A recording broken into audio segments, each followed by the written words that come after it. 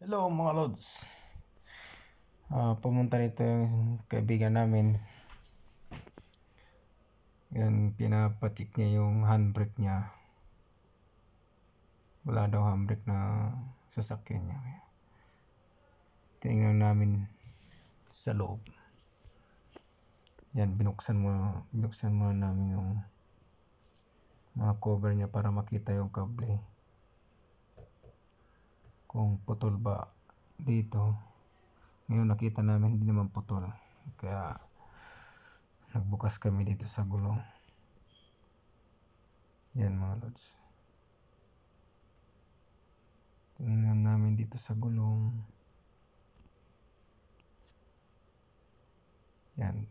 Baklas muna ng caliper, brake pad.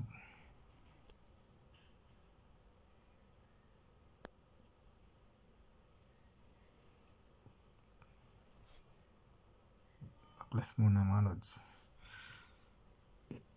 Para makita natin kung nasaan talaga yung putol ng kable ng sasakyan ng kaibigan namin na Toyota.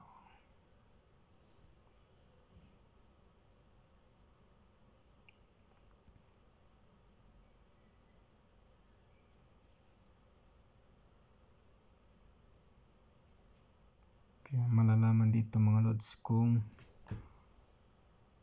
putol ba o hindi.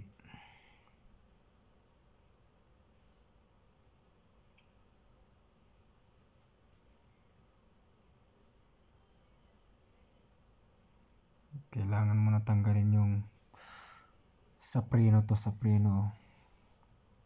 caliper. Yan. Para matanggal yung brake drum sa handbrake drum.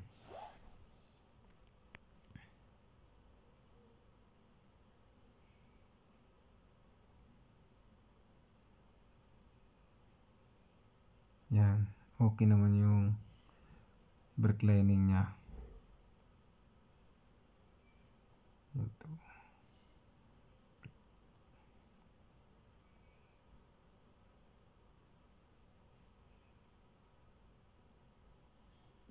Yan. Nakita namin lods, putol yung kable. Lumabas na yung spring ng kable. So ibig sabihin, nandito yung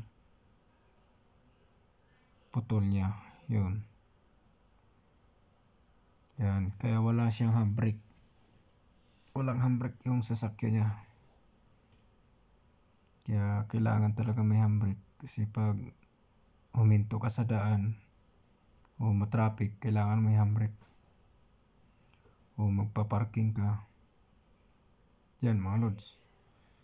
Kaya nakita na natin yung problema. Putol yung kable ng handbrake. Kaya ibabalik muna namin pansamantala. Mag-order pa ng bago. Yung may-ari ng sasakyan, bibili pa.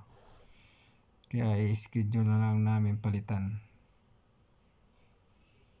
Yan mga lods.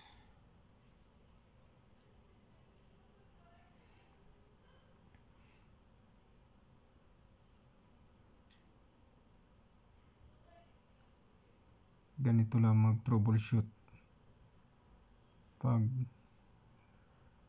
wala kang handbrake mga lods.